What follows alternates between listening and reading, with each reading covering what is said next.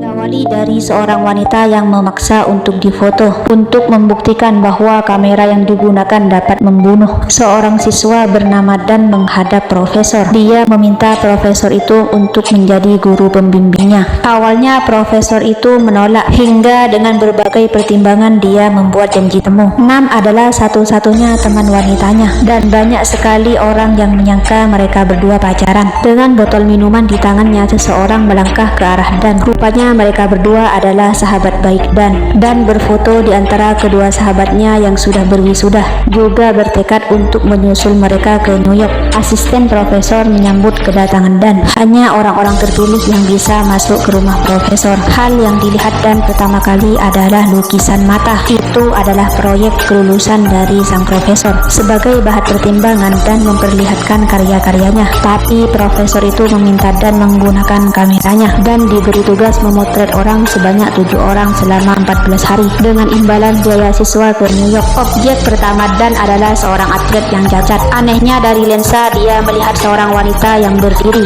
Dan Nam bercengkrama dan saling menggoda. Rupanya kedekatan mereka memancing cemburu di hati Gret yang iseng mendatangi pedagang barang-barang antik. Dia mendapatkan benda yakni gelang dan batu penangkap jiwa. Gelang itu bermakna pengampunan dan Gret memberikannya kepada Nam. Mereka berdua mantan dan Nam tidak mau menerima kembali Gret. Fakta bahwa Nam menyukai Dan membuat Gret marah. Nam yang bijak memutuskan menyimpan gelang itu sebagai kenang-kenangan. Olahragawan cacat yang dipotret oleh Dan baru saja sampai ketika sang pelatih menegurnya karena performanya menurun. Di lain tempat, Dan baru saja selesai mencuci foto dari olahragawan cacat itu. Hasil yang didapat sangat memuaskannya. Di tempat lain, olahragawan itu merasa aneh. Berakhir dengan dirinya yang menggantung dengan lidah yang menculur. Pagi tiba Dan baru saja bangun dari tidur panjangnya. Dia kini bersiap untuk melakukan misi selanjutnya dan membidik kameranya kepada seorang gelandangan. Gelandangan itu sedang makan menunduk ketika Dan mengambil gambarnya. Profesor sangat puas dengan hasil bidikan dari Dan. Dia memuji Dan meminta Dan untuk menyelesaikan foto ke-6-nya. Bagi profesor, foto yang diambil Dan bagaikan dengan jiwanya. Hanya dengan 6 foto lagi Dan akan mendapatkan beasiswa. Target Dan selanjutnya adalah sepasang suami istri, dan kali ini dia melihat penampakan seorang wanita di lensa dengan jelas. Dan tersadar ketika mendengar suara Nam yang memanggilnya, dan Nam berkata bahwa temannya Jan pernah menggunakan kamera itu. Olahragawan cacat itu dinyatakan bunuh diri, tapi Gret menampik tidak mungkin orang cacat bisa gantung diri. Wanita ini merasa ada sesuatu yang aneh hingga perlahan-lahan kegelapan mulai menelannya. Pria ini adalah suami dari wanita tersebut. Dia mendengar suara langkah kaki yang datang mendekat. Karena penasaran, Nam mulai mencari segala informasi tentang Jan. Dia mati bunuh diri, juga menggunakan kamera yang sama dengan Dan. Bersama sang ibu, Dan menjenguk pamannya yang sakit, di mana Dan menahan kesal ketika pamannya menghina ibunya. Bersama keluarga besarnya, sang paman merayakan ulang tahun. Dan tidak jadi membidik ketika tidak menemukan keberadaan ibunya. Rupanya ibu Dan sedang menikmati alunan piano gadis remaja dan memotret pianis itu dan melihat suami istri yang meninggal. Karena merasa aneh dengan dirinya, Dan melihat cermin dan dia mendapati beberapa bagian kulitnya mengelupas. Nam mendatangi tempat kematian olahragawan itu. Sang pelatih bersaksi tidak mungkin dia bunuh diri. Nam terganggu dalam tidurnya. Dia melihat suami istri yang dia foto saling membunuh. Tubuh mereka serasa dikendalikan oleh sesuatu. Mereka saling menyakiti hingga akhirnya mati bersama. Dan terbangun dari tidurnya dengan nafas tersengal-sengal. Sedangkan kamera berdarah itu nampak sangat puas menyaksikan Dan. Semua yang dialami dia ceritakan kepada profesor, termasuk orang-orang yang meninggal setelah dia foto. Dengan tersenyum, profesor itu berkata, semua hanya perasaan Dan saja yang sedang stres. Pada akhirnya manusia memang akan mati. Setelah memikirkan matang-matang ucapan profesor,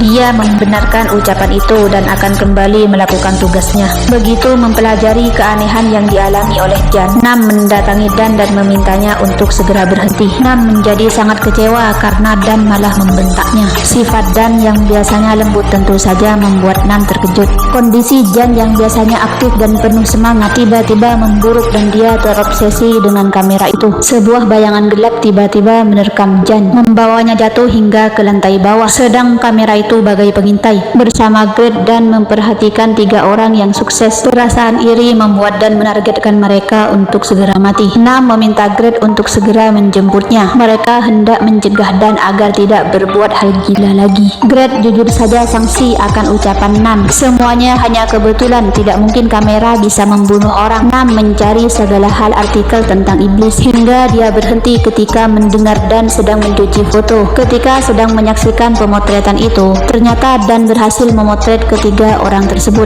Nam segera bergegas untuk menghentikan Dan. Mereka tidak ingin sang sahabat kembali menjadi seorang pembunuh. Di studionya Dan ternyata sudah melakukan pencucian. Dia seperti kehilangan jati dirinya karena rasa iri. Meskipun sangat sulit untuk percaya sebuah kamera bisa membunuh orang, Greg tetap memutuskan untuk mengantar Nam dan berhasil melakukan pencucian. Baginya mereka bertiga terlalu sukses sehingga tidak pantas hidup. Tiga orang yang ditargetkan sedang berdiskusi. Mereka berdiskusi tentang kelancaran proyek mereka selanjutnya. Tiba-tiba saja jalanan macet, seakan semuanya memang sudah direncanakan. Ketiga orang yang ditargetkan bersiap untuk pulang. Ketiganya tidak menyadari bahwa maut sedang mengintai mereka. Foto yang dicetak sesuai dengan harapan. Kini kekuatan iblis menemukan titik targetnya. Mereka bertiga mulai merasa ada sesuatu yang aneh. Sebuah kekuatan tidak kasat mata mulai menguasai mereka. Dengan ponsel di tangan, mereka berbaris dengan rapi, terjun dengan senyuman, tak lupa pula merekam adegan itu. Meskipun sudah berusaha, Greg dan Nam tetap terlambat. Ketiga orang itu sudah tewas dan dikerumuni oleh banyak orang. Setelah melihat kejadian itu, akhirnya Greg percaya. Sayangnya segala nasihat tidak bisa menyadarkan Dan. Tanpa mau berbasa-basi, Nam mendatangi Profesor. Dengan kamera di tangan, Nam menuntut penjelasan darinya. Profesor mengelak. Dia mau-mau saja difoto untuk membuktikan bahwa kameranya tidak bisa membunuh. Nam mengarahkan kamera untuk membidik Profesor dan dia melihat gambar di belakang Profesor seakan hidup. Karena gambar itu seakan menariknya, Nam segera keluar dari ruangan serta meminta Dan untuk membuang kamera itu dan bersiap menunggu untuk menjadikan pamannya sasaran selanjutnya. Tapi terlambat, pamannya sudah mati lebih dulu. Foto semua korban berserakan di lantai. Kamera itu menatap seakan semuanya belumlah cukup. Kematian pamannya membuat Dan merasa bersalah hingga dia membanting kamera itu sampai hancur. Bangun dari tidurnya, Dan merasa terkejut karena ternyata kamera itu kembali utuh. Begitu membuang kameranya, asisten Profesor mendatanginya. Dia membidik dengan kamera itu, lalu wajahnya berubah mengerikan. Dan terkejut hingga terbangun. Semakin terkejut ketika melihat kamera itu berada di tempatnya. Merasa buntu dan memutuskan untuk bunuh diri. Tiba-tiba saja pesan masuk yang menawarkannya pekerjaan. Kini Dan sudah siap melakukan pemotretan, tapi Nam datang menghalangi jatuhnya korban lagi. Di lain tempat, Profesor mencoba mengendalikan pikiran Dan. Dia tidak sabar menunggu Nam dijadikan target selanjutnya. Di lain sisi, Dan berusaha mati-matian melawan pikiran jahatnya. Meskipun secara sukarela, Nam siap dijadikan korban. Profesor kesal karena gagal mengendalikan Dan. Kesal dan marah hingga matanya memerah. Dialah sang iblis. Begitu sadar, Dan langsung menangis dalam pelukan Nam. Greg tidak tahan melihat temannya berada dalam keputusasaan. Mereka bersatu untuk mencari solusi hingga merasa yakin semuanya berhubungan dengan lukisan mata. Dan terkejut melihat pengemis di luar sana masih hidup. Dia sangat yakin dan ingat pengemis itu pernah difoto dan mengobrak-abrik semua foto yang ada. Ternyata perbedaannya ada pada mata yang tidak melihat ke kamera. Pedagang barang antik itu menjelaskan makna kamera dan pemilik lukisan mata ini adalah iblis terkuat. Besok gerbang neraka akan dibuka dan iblis akan menagih pengorbanan. Berakhir dengan pedagang itu memberikan jimat. Jika gagal mengorbankan 7 jiwa, maka Dan akan dikorbankan. Dia akan menjadikan Profesor korban terakhir. Profesor memperkenalkan karya seninya bersama sang asisten serta menjelaskan makna foto-foto itu. Padahal tinggal sedikit lagi Dan akan berhasil jika saja asisten Profesor tidak menyapanya. Greg memberi ruang untuk Dan agar bisa memotret Profesor karena dari banyaknya kerumunan dan dia berhasil. Rasa optimis mereka sirna seketika ketika melihat mata Profesor tertutup, tapi di sana tertangkap gambar Greg dengan mata terbuka. Singkat cerita, Greg seperti orang kesurupan.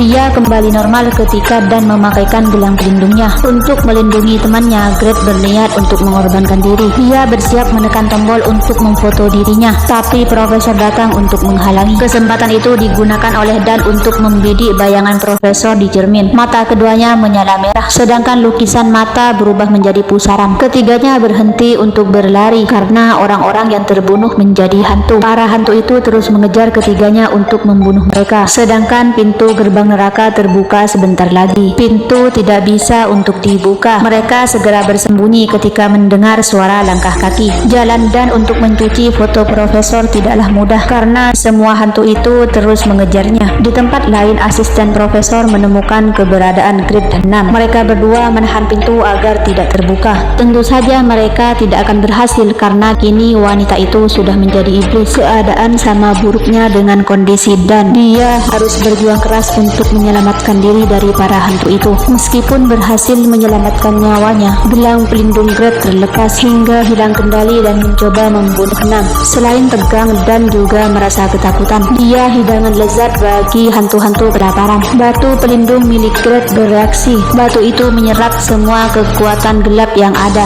Tidak cukup sampai di sana, ternyata batu itu juga menyerap kekuatan lukisan mata dan pameran. Krisis belum berakhir, bahaya yang lebih besar datang. Sang iblis datang mengintai tepat di hadapan Dan. Dengan mudahnya iblis itu berhasil menangkap Dan. Hanya dengan telapak tangannya Dan tidak berdaya. Gerbang neraka terbuka 2 menit yang lalu. Profesor meminta Dan untuk menyerahkan film fotonya. Kini Dan berada di pameran foto milik profesor tanpa bisa mendeteksi keberadaan profesor. Karena ingin semuanya berakhir dengan damai, Dan memilih mengorbankan dirinya dengan melompat ke dalam mulut iblis. Di dalam tubuh sang iblis, Dan bertemu dengan orang-orang terdekatnya. Dia menyerahkan film foto kepada profesor yang menyamar. Tanpa profesor itu sadari, film foto yang asli Dan serahkan kepada Nam. Rupanya Nam dan Grade berhasil sampai di percetakan. Foto yang didapat sesuai dengan harapan. Perubahan mulai nampak terjadi pada tubuh profesor. Tubuhnya perlahan-lahan ditelan oleh sang iblis. Sama halnya dengan Dan, tubuhnya juga mulai tertelan dan dia sama sekali tidak melakukan perlawanan.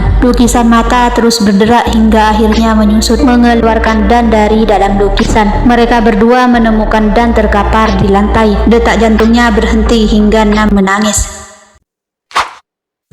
Sebenarnya mimpi mereka sangatlah sederhana, melakukan sesuatu yang disukai. Tubuh Dan masih belum bereaksi. Mereka berdua masih menangisi kepergian sang sahabat hingga keajaiban menyapa mereka.